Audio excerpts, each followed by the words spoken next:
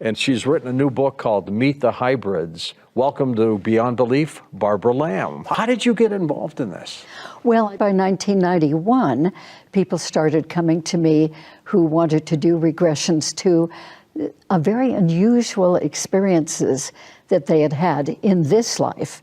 And these turned out to be extraterrestrial. With the 8 hybrids whom my co-author and I extensively interviewed for Meet the Hybrids book, they all had this common pattern that they did not know until they were adults that they were hybrids, but they all felt really different from anybody else they knew. And mantis beings are involved I don't like them. You're what the French call les incompétents. What? Les incompétents.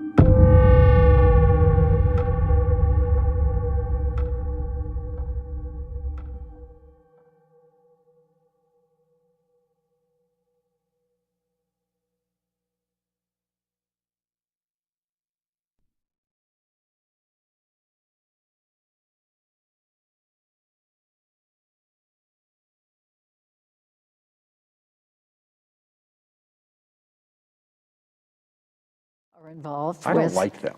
Oh, the mantis beings. They don't look. Well, you know, they look like big bugs. Yeah. They're very tall, very bug-looking, but they are wonderful. Any experience that I've had regressing people to their encounters where they've been involved with mantis beings, they always experience the mantis beings as being extremely kindly. Really? Loving, intelligent.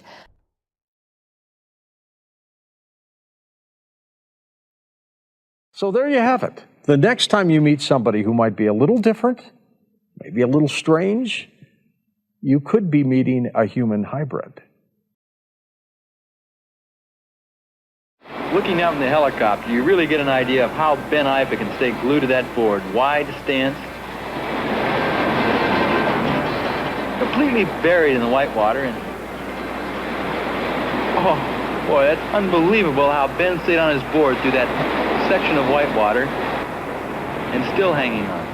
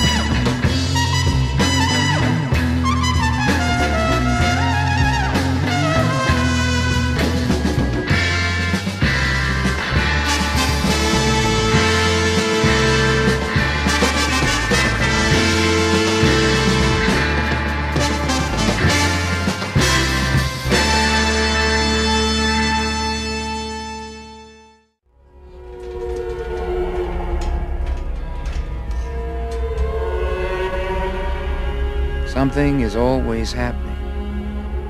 But when it happens, people don't always see it, or understand it, or accept it.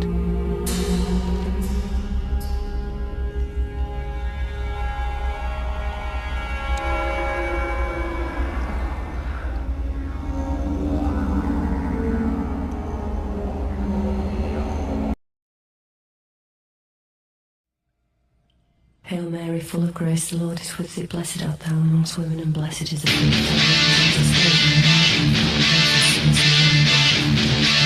Hail Mary, full of grace, the Lord is with thee. Blessed art thou amongst women, and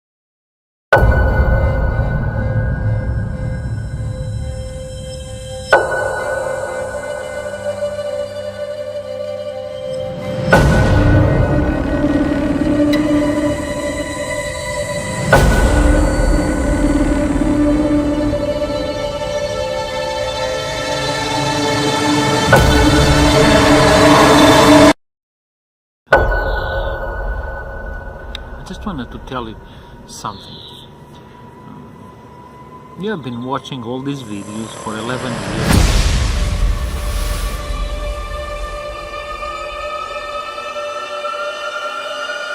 Hello.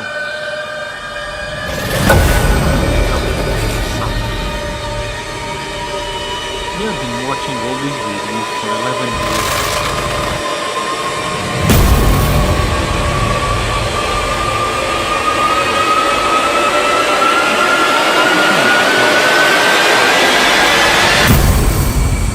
You have been watching all these videos for 11 years.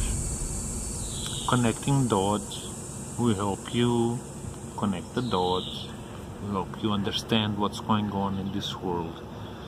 But still, there are very simple things that you're still struggling with. Very simple things. For example, when we show you people who you believe are on the other side, serving the other side, but actually are serving this side, the cause. And we published plenty of videos showing those kind of people. But you're not understanding, you know? It's kind of confusing. So let me explain this to you, or try to. Imagine you are a spy. Okay? Choose a country, it doesn't matter. Choose a country. Let's say you are a Chinese spy. You, listening to me right now, you're a Chinese spy. And you work for the Chinese government. And as a spy, you are sent to the United States to spy on American companies, American government, American people, American journalists. Choose, doesn't matter. You're a Chinese spy sent to America to spy on American interests. What are you going to do when you arrive there? Do you think you're gonna wave a Chinese flag and say, I'm a Chinese spy? No. You are going to adapt to your new environment. You're gonna do what an American does. You're gonna eat what an American does. You're gonna mesh into the society, be a shadow. Hopefully, even less than a shadow, because a shadow can be seen. You're not supposed to be seen.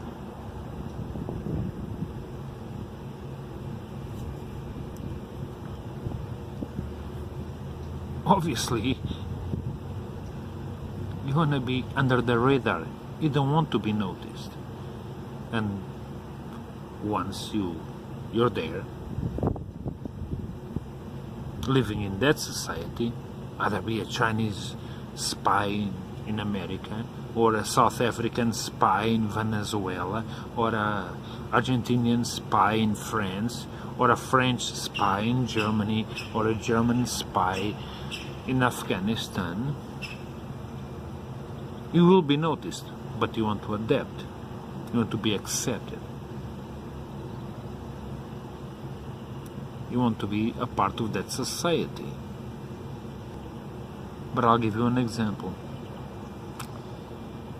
American President Ronald Reagan.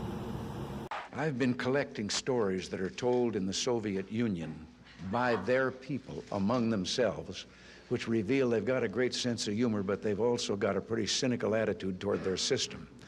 And I told this one, Bill, you'll have to hear it again. I told it in the car. I didn't tell this one to Gorbachev. You know, there's a 10-year delay in the Soviet Union of delivery of an automobile. And only 1 out of 7 families in the Soviet Union own automobiles. There's a 10-year wait. And you go through quite a process when you're ready to buy, and then you put up the money in advance. And this happened to a fella, and this is their story that they tell, this joke. That this man, he laid down his money, and then the fella that was in charge said to him, okay, come back in 10 years and get your car. And he said, morning or afternoon?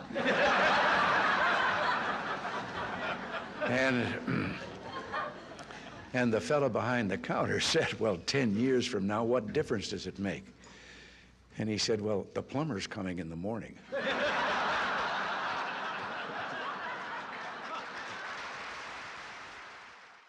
He worked for the cause. He served the cause well. Not only he worked for the cause, he was a 72 as a president. After JFK, he was the next president we had, serving the cause.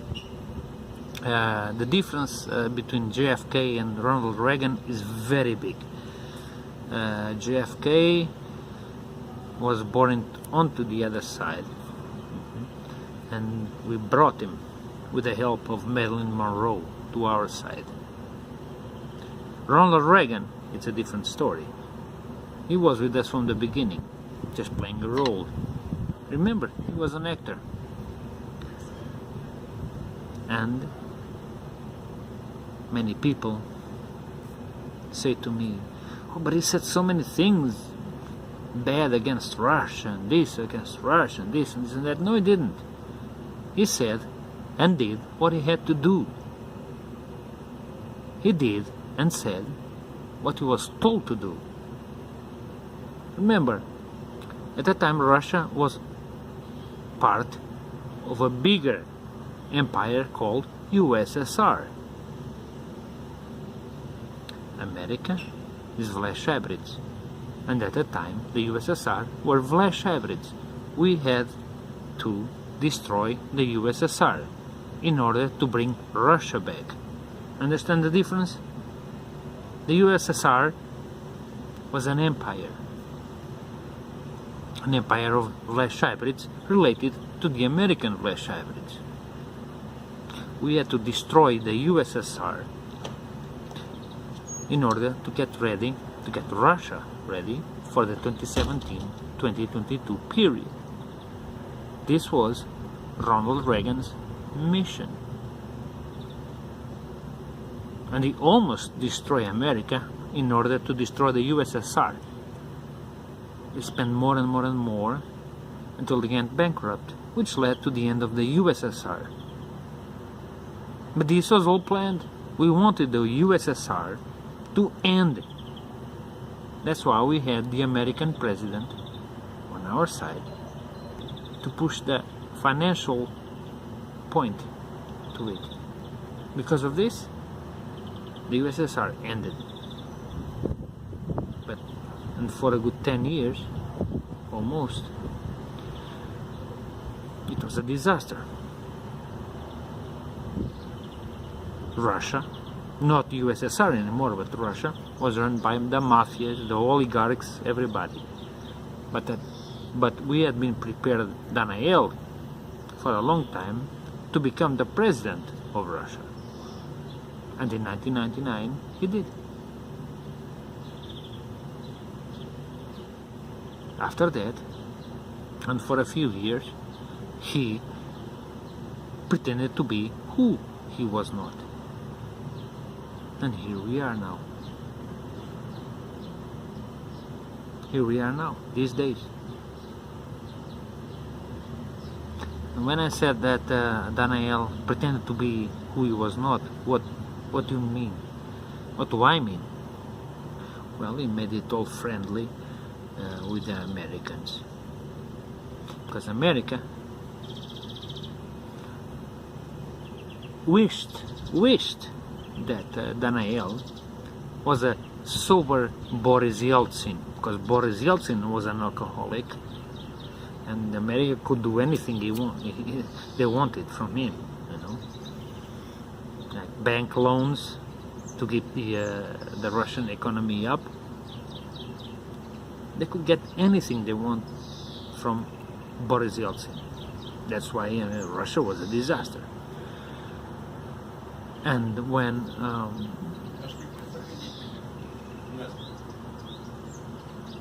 finally Daniel Vladimirovich Putin took over, the Americans thought he another Yeltsin, another Boris Yeltsin, just a sober one.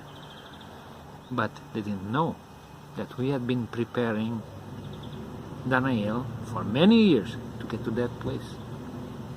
And for a few years, Daniel played friendly to the American blush. They didn't know who he was, but he played friendly. That gave time, enough time, for Russia to start rebuilding the country, the infrastructures, the economy, and especially the military. Because there was nothing like that. Everything was a disaster. Look at it now. Look at Russia now. think. It's very important to think. And this has not been from now. This has been from the beginning. Let me give you an example.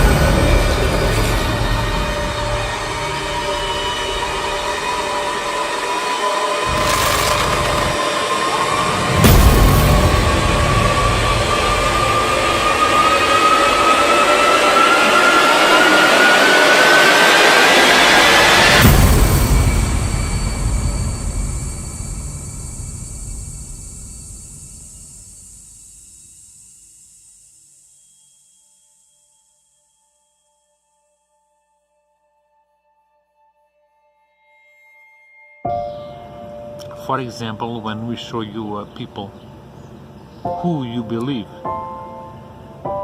are on the other side, serving the other side, but actually are serving this side.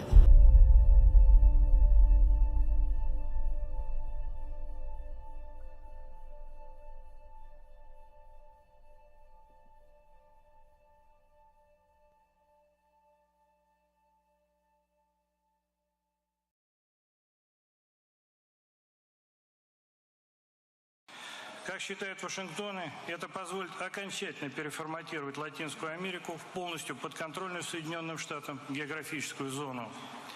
В отношении Венесуэлы уже предпринимаются конкретные шаги по дестабилизации внутриполитической обстановки в стране посредством консолидации оппозиционных сил, организации с их помощью масштабных протестных акций и, что самое главное, развязывание против республики гибридной агрессии.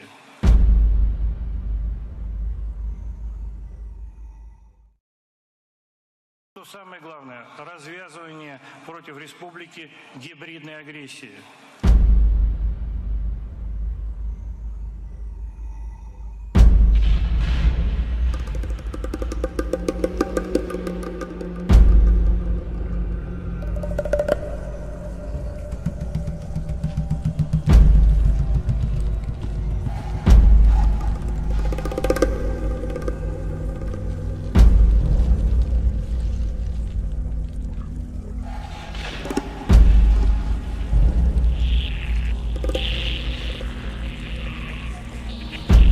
there, welcome to Talking Europe on France 24. I'm Catherine Nicholson. Today we're focusing on Estonia, a country that may be small but one that punches above its weight in many ways. The Baltic nation have just 1.3 million people, has more than turned its economy around since gaining independence from the Soviet Union in 1991. Since joining the European Union and NATO at the same time in 2004, Estonians have consistently scored among the more Euro-friendly EU members, and Estonia is seen as one of the most successful of the bloc's newest members on the economic front. I'm very pleased to speak today to Estonia's President, Kersti Kaljulaid, who's just passed the baton of the EU presidency to Bulgaria and who is also about to kick off a year-long party of sorts to celebrate 100 years since Estonia became an independent republic. President Kaljulaid, thank you very much for being with us. Hello. Hi there. Now, let's start on that celebratory note. It has been a tumultuous century for Estonia. Annexation by the USSR, German invasion during World War II, back under Soviet rule until 1991, and then, as I said, entry into the EU and later in NATO just 2004. How would you characterise your country, Estonia, on its 100th birthday?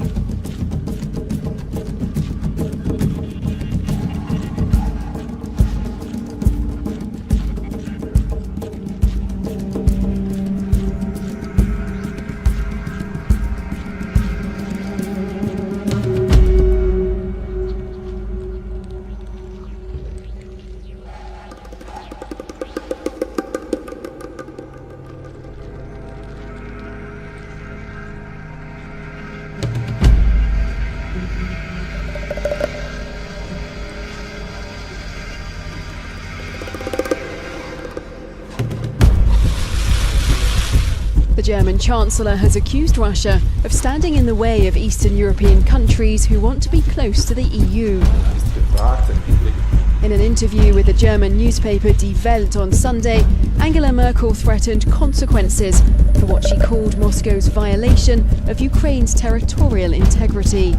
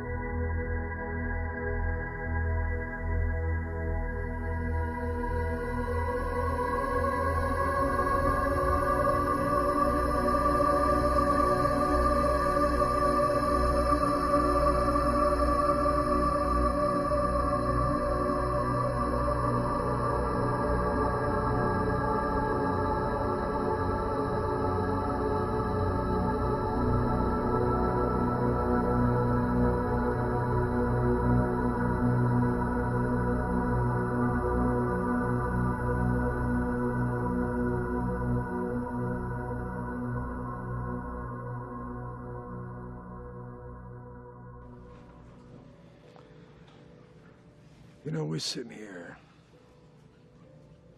you and I, like a couple of regular fellas. I mean, you do what you do, I do what I gotta do. And now that we've been face to face, if I'm there and I gotta put you away, I won't like it. But I'll tell you, if it's between you and some poor bastard whose wife you're gonna turn into a widow, brother, you are going down.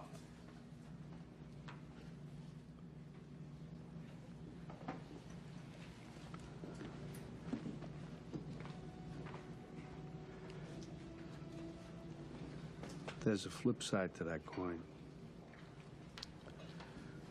What if you do got me boxed in? Then I gotta put you down. Because no matter what, you will not get in my way. We've been face to face, yeah. But I will not hesitate. Not for a second.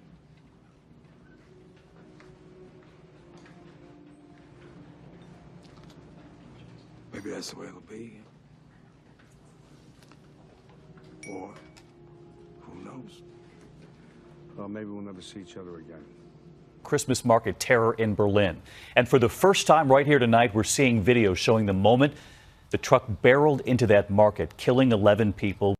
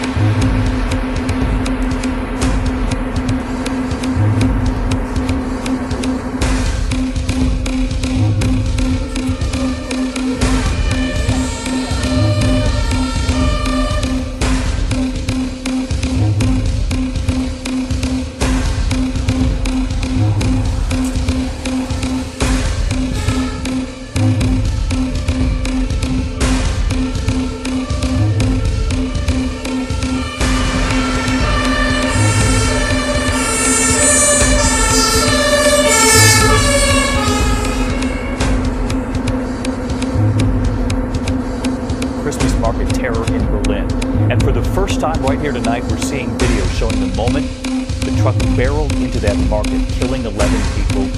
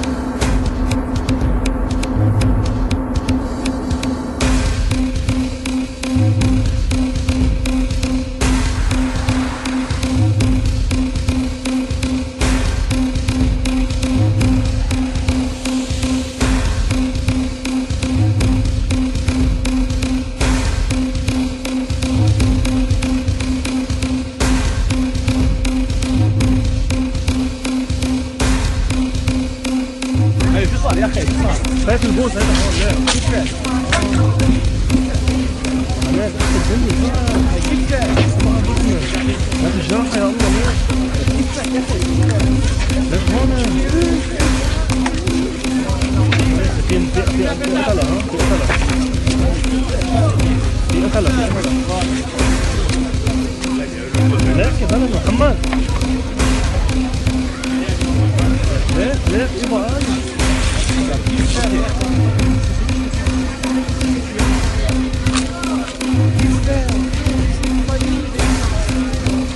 يا ابو حسن لا والله ايه هي هناك الدنيا